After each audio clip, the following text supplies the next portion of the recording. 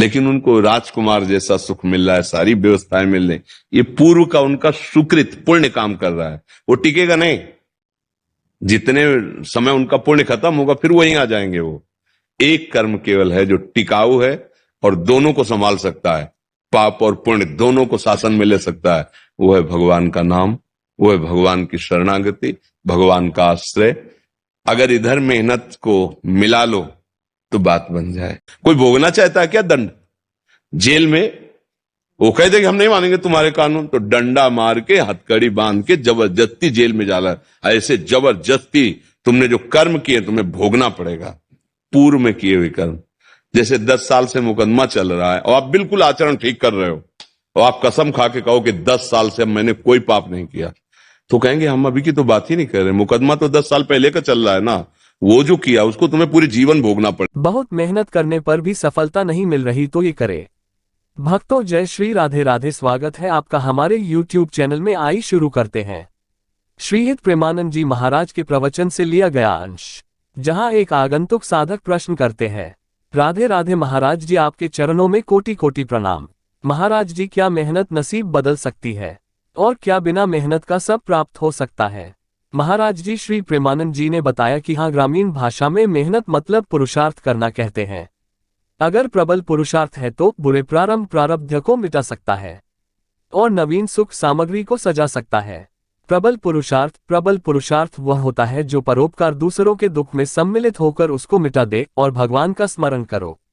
इन दो के द्वारा ये प्रबल पुरुषार्थ आपके पूर्व प्रारब्ध को नष्ट कर देगा। जैसे मेहनत बहुत करते हैं और लाभ बहुत कम प्राप्त होता है और बहुत कम मेहनत पर बहुत ज्यादा लाभ प्राप्त होता है, ऐसे व्यक्ति देखे जाते हैं कि जिनकी दिनचर्या में केवल भाग्यवश धन आ रहा है, कोई मेहनत नहीं, बिल्कुल कुछ नहीं कर रहा है और उसके घर में अर्थ की बहुलता बहुत है। यह उसका पूर्व का पुण्य है जो उसे अर्थ प्राप्त करा रहा है। वर्तमान में वह पुरुषार्थहीनता दिखा रहा है, तो जब तक प्रारब्ध भोग का पुण्य है तब तक चलता रहेगा। और एक है वर्तमान में बहुत मेहनत कर रहा है लेकिन पूर्व का पाप उसे आगे नहीं बढ़ने दे रहा है। अब पहले पीछे का जो पाप है उससे नष्ट करने वाला पुरुषार्थ बने हैं। ये दो प्रकार से होता है। परहित सरिस धर्म नहीं खाए, दूसरे का ऐसा हित करो जो असहाय है, असमर्थ है, रोगी है, परेशान स्थिति में है, उसका सहयोग बिना किसी स्वार्थ के करो। और दूसरा प्रभु का नाम जप करके।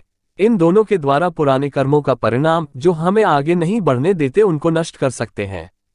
कमेंट में जय श्री राधे राधे जरूर लिखें। प्रभु का नाम जप करते हुए दूसरों के सुख की भावना में अपने कर्तव्य का पालन करते हो तो ये पुरुषार्थ आपके पूर्व पाप का नाश कर सकता है। भाग्य से ही सब कुछ मिलता है ऐसा नहीं है, हाँ भाग्य भी काम करता है। एक है बहुत ज्यादा पढ़ाई लिखाई किया है लेकिन कोई नौकरी नहीं, अपने गांव घर में ही छोटे मोटे बिजनेस में है। और दूसरा है कि पहले से ही एक जमींदार के घर में ही जन्मा है, ना पढ़ने में रुचि ना किसी क्रिया में रुचि, लेकिन बहुत अच्छी सांसारिक सुख भोग रहा है। यहाँ भी प्रारब्ध है उनका।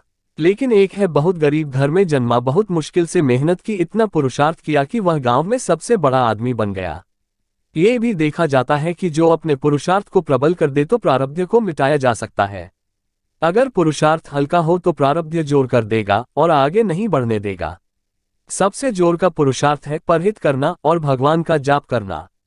जिनको संसार में सबसे जल्दी उन्नति प्राप्त करना है तो दो बात पकड़ ले, भगवान से मनाए कि कभी किसी सेवा का अवसर मिले, माता पिता, गुरुजन, कोई बीमार व्यक्ति जिसका कोई सहयोगी नहीं, कोई ऐसा जो बेसहारा हो, ये समझ लो कि बहुत बड़ी रामबाण औषधि है।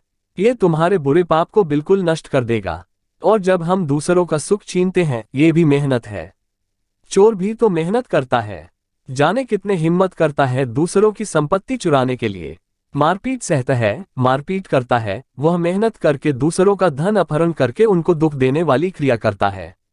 उसकी यह मेहनत उसके पूर्व में जमा सुख देने वाली पुण्य का नाश हो रहा है। पूर्व का पाप और वर्तमान का पाप ये दोनों जब मिलेंगे किसी काम का नहीं रहेगा, सब विध्वंस हो जाता है। भक्तों कमेंट में जय श्री राधे राधे जरूर लिखें। इसलिए कहते हैं सदाचरण करो और दूसरों की सुख पहचानने की भावना लाओ और प्रभु का नाम जप करो, जय को प्राप्त कर लोगे। जटायु को वह गति, वह दुलार मिला जो महाराज दशरथ को नहीं मिला। दशरथ जी वहां प्राण त्याग रहे हैं और भगवान श्री राम वहां वनवास जा रहे हैं। जटायु जी ने अपने प्राणों की परवाह न करके सीता जी की रक्षा रावण से करने के लिए रावण पर आक्रमण कर दिया, लेकिन उसके चंद्रहास के प्रहार से पंख कट गया और गिर गए। कहने लगे राम राम, और भगवान राम अपनी गोद में उठाया उनका सर सहलाने लगे। भगवान ने एक वचन कहा कि आप मेरी कृपा से नहीं, अपनी करनी से ऐसी उत्तम गति को प्राप्त हुए हैं। तात, अगर प्राण भी चली जाए किसी के हित में तो वह भगवान को प्राप्त होगा। बहुत बड़ी बात है। हमेशा पुरुषार्थ करें कि अपने प्रारब्ध का नाश कर प्रभु के शरण में रहें। राधे राधे राधे राधे। भक्तों, आशा करते हैं कि आपको यह वीडियो अच्छी लगी होगी। कृपया हमारे YouTube चैनल को लाइक, शेयर, कमेंट और सब्सक्राइब जरूर करें और वीडियो को अपने दोस्तों मित्रों के साथ शेयर जरूर करें। धन्यवाद।